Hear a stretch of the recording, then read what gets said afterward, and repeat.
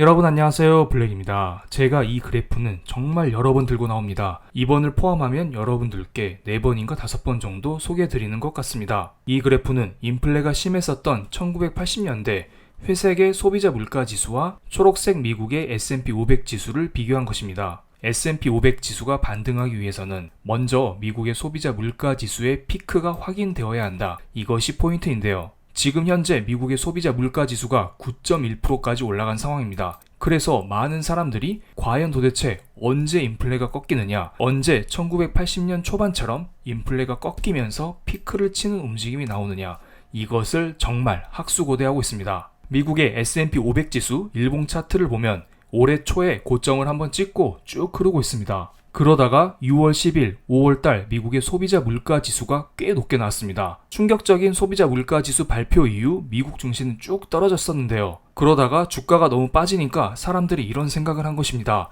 이번에는 물가가 높았지만 다음 달에는 조금 낮아질 거야. 이제 피크를 칠 거야. 이러한 기대감으로 미국 증시가 잠시 반등을 했었지만 결국에는 경제 지표도 안 좋아지고 소비자 물가 지수가 꽤 높게 나왔죠. 그리고 7월 13일 날에는 6월달 소비자 물가 지수가 나왔습니다. 최근에 나온 소비자 물가 지수는 9.1%가 나왔습니다. 그래서 사람들이 큰 충격을 받았죠. 하지만 이번에도 마찬가지예요. 이번엔 높게 나왔지만 다음 달에는 인플레가 피크를 칠 거야. 이제 물가가 꺾이지 않을까? 이런 기대감을 조금씩 가지고 있는 것입니다. 그래서 이번에는 정말 시장에서 인플레 피크를 예상하고 이런 기대감 속에 미국 증시는 지속적으로 아랫꼬리를 달고 있습니다. 그래서 이번에는 정말 시장에서 인플레 피크를 예상하고 미리미리 상승을 위해 움직이는 것 같다는 생각이 드는데요. 이러한 근거를 몇 개 찾아보겠습니다. 먼저 첫 번째는 국제유가입니다. 음영친 부분은 7월달 국제유가인데요. 7월달 국제유가가 전반적으로 100달러 아래에서 움직이면서 지난 몇 달 고공행진을 했었던 것에 비하면 조금 진정된 모습을 보이고 있습니다. 국제유가가 미국의 소비자 물가 지수의 상당 부분을 차지하고 있습니다.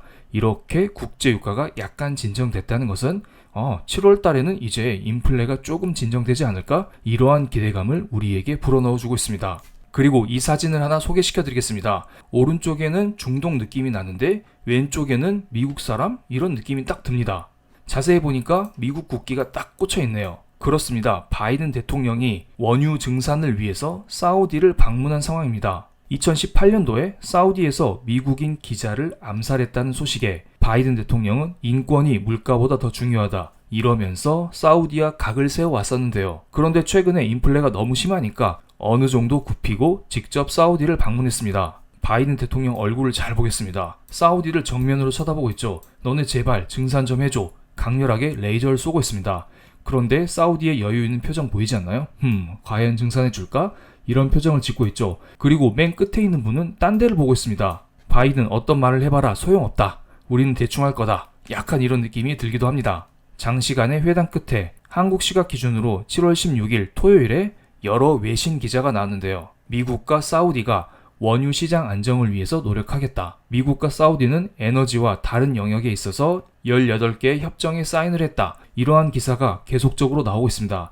하지만 중요한 것은 구체적으로 사우디아라비아가 얼마나 증산할 것인지 이러한 것이 언급된 것은 하나도 없습니다. 무언가 뜬구름 잡기식의 사인이 있었다. 이렇게 우리는 유추할 수밖에 없습니다. 그리고 이것은 다른 이야기인데요. 사우디아라비아가 올해 2분기에 러시아산 원유 64만 톤이나 수입을 했다고 합니다.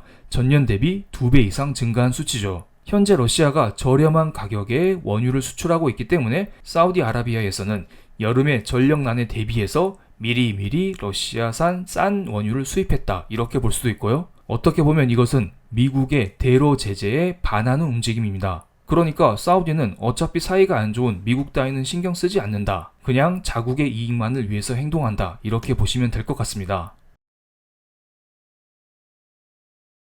그리고 다음 달 인플레가 피크를 칠 수 있다는 두 번째 근거는 이번에 발표된 미시간대 5년 기대 인플레이션 값에서 찾을 수가 있습니다. 5년 기대 인플레 값이 2.8%로 떨어졌습니다. 그러니까 앞으로 5년 동안 인플레가 어떻게 될 것이냐 이것에 대해서 설문조사를 한 결과 최근 고점인 3.1%에서 작년 여름 수치인 2.8%까지 떨어졌다. 이렇게 볼 수도 있겠습니다.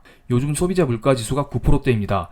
참고로 작년 여름에는 5%대의 소비자 물가 지수를 보였었죠.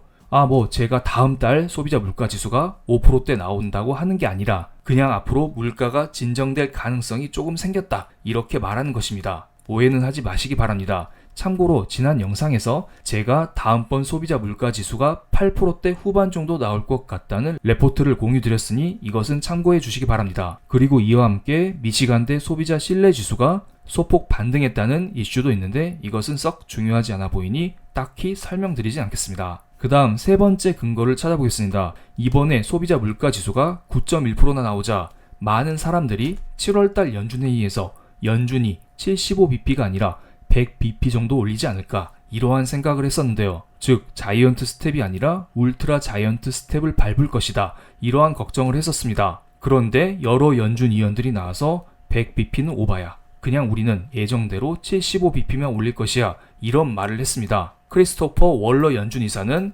75bp 인상만으로 우리는 중립금리 수준에 도달한다, 75bp 인상도 큰 것이라면서 강조를 했습니다. 그리고 강력한 매파인 제임스 블러드 세인트루이스 연은 총재 역시 넥스트 미팅 7월 연준회의에서 75bp 금리 인상을 지지할 것이라고 말했습니다. 사람들은 100bp 금리 인상으로 시장을 때리다가 어느 정도 연준이 달래주었구나, 이렇게 생각을 할 수도 있습니다. 그러면서 연준에서는 이제 슬슬 경기 침체를 걱정하는구나, 금리를 더 올렸다가는 경기 침체가 발생할 수 있기 때문에 이것을 걱정해서 금리를 더 이상 올리지 못하는구나, 이러한 생각을 하고 있습니다. 그리고 돈나무 언니, 아크 인베스트먼트로 유명한 캐시 우드는 연준이 앞으로 금리 인상이 아니라 금리를 내릴 수밖에 없다는 발언을 했습니다. 매가 아니라 비둘기로 전환이 불가피하다, 이런 말을 했습니다. 지금 발표되고 있는 소비자 물가 지수는 후행 지표다. 이미 미국 경제는 디플레이션에 진입했다. 그렇기 때문에 연준은 앞으로 금리를 내릴 수밖에 없다, 이런 말을 계속해서 하고 있습니다. 일반적으로 경기 침체가 오면 자연스럽게 물가가 떨어지는 디플레이션이 찾아오게 됩니다. 캐시 우드는 지금 미국 상태가 경기 침체로 인한 디플레이션이 왔다, 이런 것을 주장을 하고 있습니다. 지금까지 물가가 피크를 칠 수 있다는 세 가지 근거를 여러분께 설명드렸었는데요. 이것을 미국의 2년물 국채 금리를 통해서 한꺼번에 설명을 드리겠습니다. 이것은 미국의 2년물 국채 금리 차트인데요. 6월 10일 날 5월달 소비자 물가 지수가 발표된 직후 연준의 기준금리 가능성이 더욱더 높아졌습니다. 그러면서 2년물 국채 금리가 위로 튀었습니다. 참고로 2년물 국채 금리가 오르면 오를수록 연준에서 더욱더 공격적으로 금리 인상을 할 수 있다는 이야기고요.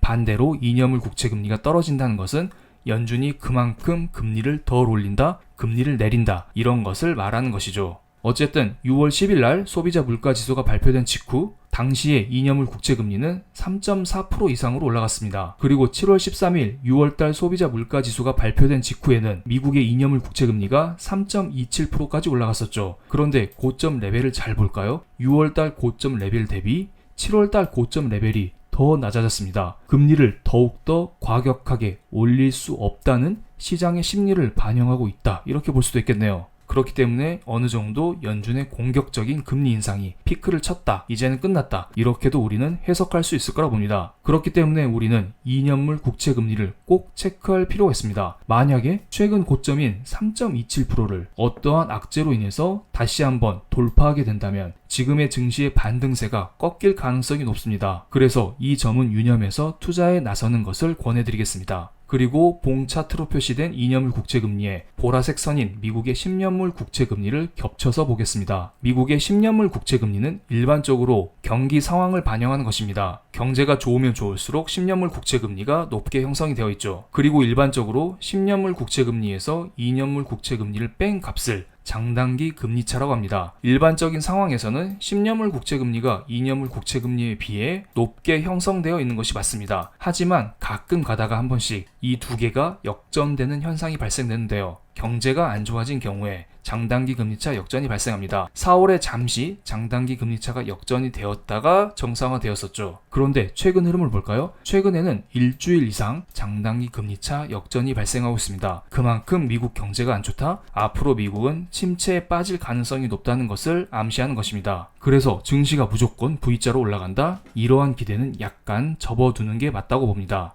하지만 연준의 공격적인 금리 인상이 멈춘 만큼 어느 정도 베어 마켓 랠리의 가능성은 열어두면서 당분간 긍정적으로 시장을 보는 전략이 필요해 보입니다. 그래서 우리는 앞으로 더욱더 미국 기업들의 실적에 주목할 필요가 있어 보입니다. 최근에 7월 15일 날 미국에서 여러 기업들이 실적을 발표했는데요. 이 중에서 시티그룹을 보겠습니다. 왼쪽 아래 보시면 파란색 매출액, 회색 주당 순이익이 표시되어 있습니다. 시티그룹의 매출액과 주당 순이익은 예상치를 모두 상회하면서 이날 시티그룹이 13% 상승하는 모습이 나왔습니다. 그리고 거래량도 꽤 크게 실렸습니다. 평소 대비 4배 정도 거래량이 실린 것을 알 수가 있습니다. 만약에 시장 분위기가 안 좋았다면 이렇게 실적이 좋아도 거래량이 전혀 실리지가 않고 13%나 상승하지 않습니다. 이렇게 시장이 긍정적으로 반응한 것은 그만큼 매크로상 분위기가 좋았다. 이렇게 우리는 해석할 수가 있겠네요. 그래서 지금 당장은 너무 부정적으로만 보지 마시고 앞으로 2주 동안 발표되는 여러 반도체 기업, 미국의 빅테크 기업들의 실적 발표에 주목할 필요가 있어 보입니다. 지금은 미국의 인플레를 확인하는 시기입니다. 그러면서 미국 증시에 일시적인 반등이 충분히 나올 수 있을 거라 보고요. 하지만 그 앞으로가 문제가 되죠. 앞으로 미국 경제는 침체에 빠질 가능성이 매우 높아 보입니다. 하지만 지난 영상에서 설명드렸듯이 미국 경제가 침체로 가더라도 1980년대처럼 증시가 이렇게 떨어질지 아니면 이러한 경기 침체가 미리 선반영되었다는 이유로 떨어지는 척하다가 다시 반등할지 이것은 아무도 모른다는 의견을 드렸었죠. 그래서 어떤 식으로 투자해야 되냐 이것을 많이 물어보시는데요. 제가 여러 영상에서 꾸준히 설명드리고 있습니다. S&P 500 지수 기준으로 3,800포인트 아래에서는 주식을 모아갈 만하다는 의견을 꾸준히 드리고 있습니다. 다만 장기적으로 봤을 때 재미없는 시장이 펼쳐질 가능성이 높기 때문에 경기 방어주를 절반 정도, 나머지 절반은 우리가 흔히 아는 성장주, 실적주를 가져가는 게 좋다는 의견을 드리고 있고요. 한국 주식 역시 비슷한 관점으로 보시면 됩니다. 조금 더 자세한 이야기는 멤버십 게시판을 통해서 날마다 정리를 드리고 있으니까 참고해 주시면 감사하겠습니다. 여유가 되시는 분들은 오셔서 함께 해주시면 더더욱 감사드리겠습니다. 오늘도 영상 시청해 주셔서 감사드리고요. 좋은 하루 되세요. 감사합니다.